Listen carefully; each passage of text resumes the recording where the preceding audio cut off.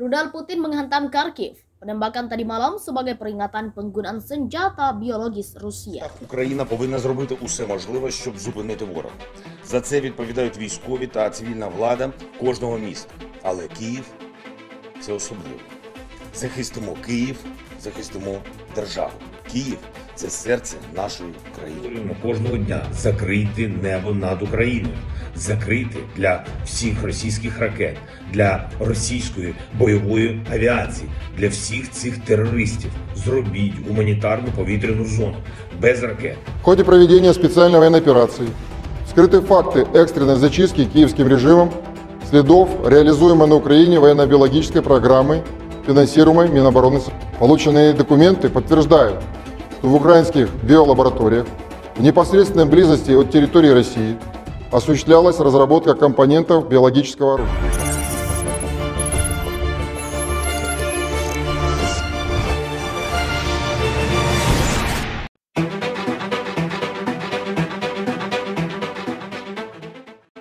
Rudal Vladimir Putin menghujani Kharkiv tadi malam dalam penembakan yang lebih berat. Ketika Gedung Putih memperingatkan penguasa Rusia itu mungkin bersiap untuk melepaskan senjata biologis ke Ukraina.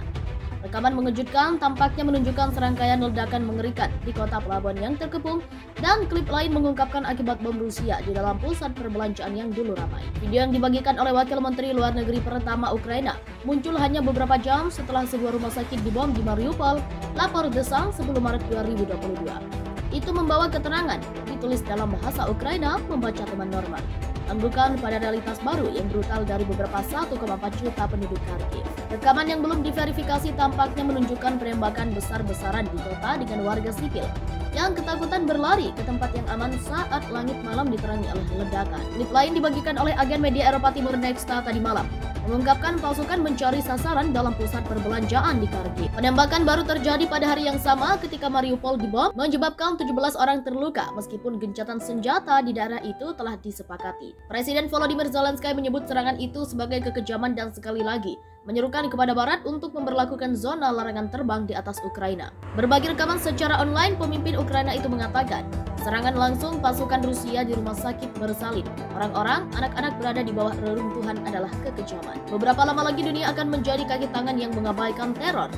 Tutup langit sekarang juga, hentikan pembunuhan. Anda memiliki kekuatan tetapi Anda tampaknya kehilangan kemanusiaan. Sementara itu, Gedung Putih telah memperingatkan bahwa Rusia mungkin menggunakan senjata kimia atau biologi di tangan Vladimir Putin. Intelijen AS juga khawatir Rusia mungkin mencoba untuk membuat operasi bendera palsu dengan senjata yang menghancurkan. Kementerian Pertahanan membagikan video tentang senjata itu di Twitter dan mengatakan, Kementerian Pertahanan Rusia telah mengonfirmasi penggunaan sistem senjata TOS-1A di Ukraina. TOS-1A menggunakan roket termobarik menciptakan efek pembakar dan ledakan. Para pejabat Barat khawatir Putin akan menggunakan senjata non-konvensional seperti senjata sarin, klorin, dan gas booster. Presiden Rusia, Vladimir Putin, telah resmi mengumumkan operasi militer dan invasi Ukraina sejak 24 Februari 2022. Invasi yang dilakukan oleh Rusia ke Ukraina ini telah mengakibatkan banyak tentara dari Ukraina yang gugur. Selain itu, serangan militer dari Rusia juga dikabarkan telah memberikan kerusakan terbilang parah di kota-kota besar di Ukraina. Banyak perlengkapan militer milik Ukraina yang hancur lebih akibat serangan militer dari tentara Rusia. Bahkan hingga kini Ukraina masih terus berjuang sendiri dalam membela negaranya dari invasi yang dilakukan oleh Rusia. Banyak negara yang turut berharap invasi yang dilakukan oleh Rusia ke Ukraina segera dihentikan. Begitupun dengan Indonesia yang juga turut berharap kedua negara tersebut berdamai, sebab perang akan memberikan dampak buruk terutama bagi warga di negara itu sendiri. Dikutip dari aspirastrategis.org.au, Australia berikan kritikan kepada Indonesia terkait invasi Rusia ke Ukraina. Disebutkan bahwa Indonesia menyerukan kepada semua pihak untuk segera menghentikan permusuhan dan mengedepankan resolusi damai melalui diplomasi. Hal itu mendesak Dewan Keamanan PBB untuk mengambil langkah konkret untuk mencegah situasi semakin memburuk. Disebutkan juga di laporan aspirastrategis.org.au bahwa sudah menjadi sifat binatang untuk pernyataan diplomatik biasanya dibatasi, dan karena itu sering tidak akurat dan tidak memadai sebagai ekspresi sentimen nasional.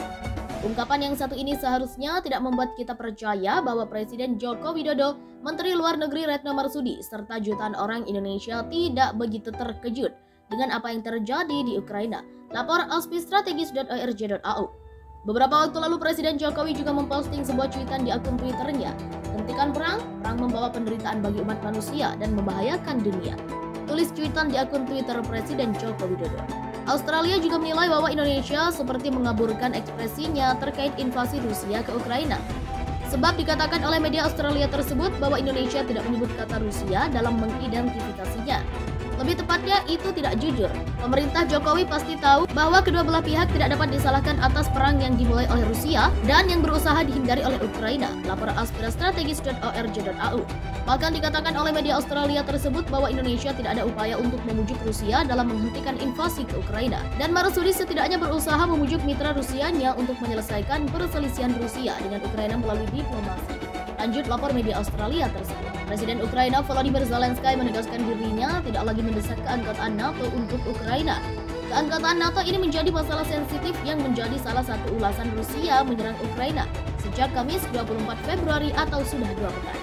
Namun pernyataan Presiden Zelensky ini diduga dimaksudkan hanya untuk menenangkan Rusia. Presiden Zelensky juga mengatakan dirinya terbuka untuk berkompromi soal status dua wilayah separatis Ukraina yang telah diakui Presiden Rusia Vladimir Putin sebagai negara merdeka sesaat sebelum invasi dimulai. Saya telah menenangkan diri terkait pertanyaan ini sejak lama, setelah kami memahami bahwa NATO tidak siap untuk menerima Ukraina, kata Zelensky dalam wawancara dengan media Amerika Serikat ABC News yang disiarkan Senin 7 Maret malam waktu AS. Sementara itu, pemerintah Rusia menyatakan bahwa negosiasi dengan pemerintah Ukraina untuk menyelesaikan konflik telah membuat kemajuan. Rusia menggarisbawahi bahwa pasukannya tidak berniat untuk menggulingkan pemerintah Ukraina. Beberapa kemajuan telah dibuat, kata juru bicara Kementerian Luar Negeri Rusia Maria Zakharova dalam jumpa pers, mengacu pada 3 putaran pembicaraan dengan Ukraina. Dilansir dari kantor berita AFP pada Rabu 9 Maret 2022, para pejabat Ukraina dan Rusia telah bertemu di perbatasan Belarusia-Polandia untuk pembicaraan guna mengakhiri pertempuran. Zakharova mengatakan putaran pembicaraan berikutnya akan difokuskan pada koridor kemanusiaan untuk mengevakuasi warga sipil. Dia juga mengatakan Rusia tidak berniat untuk menduduki Ukraina atau menggulingkan pemerintahnya. Tujuan militer adalah bukan untuk menduduki Ukraina atau penghancuran negara, atau penggulingan pemerintah itu juga tidak ditujukan terhadap penduduk sipil, kata Zakharova. Sebelumnya, Presiden Rusia Vladimir Putin mengatakan dia mengirimkan pasukan ke Ukraina untuk mendenazifikasi negara itu. Sejak pasukan Rusia masuk ke Ukraina pada 24 Februari, mereka telah menggempur kota-kota utama Ukraina, memaksa jutaan orang mengungsi. Dalam jumpa pers, Zakharova menuduh otoritas Ukraina menghalangi upaya untuk mengevakuasi warga sipil.